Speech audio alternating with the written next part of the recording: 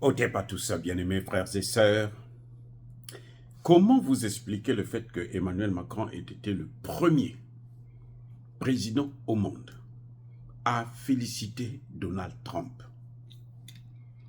Eh oui, le premier à féliciter Donald Trump pour sa victoire. Là encore, c'est un fait. C'est pas si grave. Ce qu'il y a de grave, c'est que Emmanuel Macron a félicité Donald Trump avant même que les résultats puissent être officiellement déclarés, proclamés plutôt, ici aux États-Unis. Je répète, Emmanuel Macron a félicité le président élu Donald Trump avant tous les autres chefs d'État du monde. 1. 2. Il a félicité le président Donald Trump avant même que ici aux États-Unis, qu'on déclare officiellement Donald Trump vainqueur. Donc Emmanuel Macron a anticipé. Mais pourquoi? C'est ça la vraie question. Comment peut-il... Il n'est pas magicien pour savoir qu'effectivement Donald Trump a gagné ou va gagner. Il n'est pas magicien. Mais s'il l'a fait, c'est qu'il y a quelque chose. Il y a anguille sous roche. Vrai ou faux, les amis? Question. Qu'est-ce qui se passe? Pourquoi Emmanuel Macron flatte Donald Trump? Ça, c'est la flatterie. Vous comprenez? Ah bon, c'est moi, j'étais le premier à vous appeler. Et le lendemain, Emmanuel Macron, vous savez, la réunion qu'il y a eu à Budapest, là, c'est Emmanuel Macron qui l'a organisée. C'est à la demande d'Emmanuel Macron. Mais avant d'aller à Budapest, là, il a encore parlé avec Donald Trump. Donc, il a d'abord envoyé un message de félicitations avant que les résultats ne soient connus. Et après, il a parlé avec Donald Trump. Comment vous expliquez ça, les amis? Je vais vous dire pourquoi. Donald Trump avait dit, quand il était on le tracassait là avec les problèmes judiciaires ici aux États-Unis, il avait dit, j'ai un dossier secret concernant Emmanuel Macron. Eh oui, Donald Trump tient Emmanuel Macron dans les mains. Il a Emmanuel Macron dans les mains. Quand il était président des États-Unis, le 45e président, parce que cette fois-ci, il est le 47e.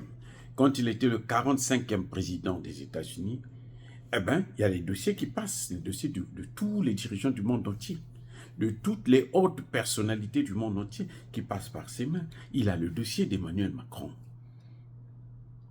Et il a dit, j'ai ce dossier-là. Va-t-il publier ça? Point d'interrogation. En tout cas, Emmanuel Macron fait tout. Emmanuel Macron a peur. Emmanuel Macron panique. Ce n'est pas parce que il se soucie de l'Europe, mais il se soucie de lui-même, Emmanuel Macron. Les amis. Qu'est-ce que Donald Trump peut avoir sur Emmanuel Macron? Moi, je ne peux pas vous dire. Je ne sais pas. Là, je ne sais pas. Mais en tout cas, ce qui est clair, c'est que Emmanuel Macron flatte. Il se fait petit. Il se fait plus nain politique qu'il n'a toujours été. La réunion de Budapest, là, c'est une façon de faire le chantage. On appelle ça le chantage. Il croit que Emmanuel Macron ne va pas sortir ce secret parce que les Européens seront avec lui. Non. Si Emmanuel Macron veut sortir, Trump veut sortir ça, il va sortir ses dossiers. S'il ne veut pas sortir, bon, pour ne pas trop embarrasser l'enfant de l'homme de course, bon, il va éviter de le faire. Mais Emmanuel Macron a un dossier secret dans les mains de Donald Trump. Et Donald Trump peut faire couler, peut détruire Emmanuel Macron avec ce dossier. C'est pour ça qu'Emmanuel Macron tremble. C'est pour ça qu'Emmanuel Macron réunit les Européens pour voir ensemble comment on peut l'aider. Il cherche la protection. Eh oui, il cherche la protection. En essayant de faire un peu du chantage à Trump, que moi j'ai les Européens avec moi, si vous n'avez pas l'Europe, vous ne pouvez pas. Mais ça ne peut pas marcher, parce que je vais vous dire une chose.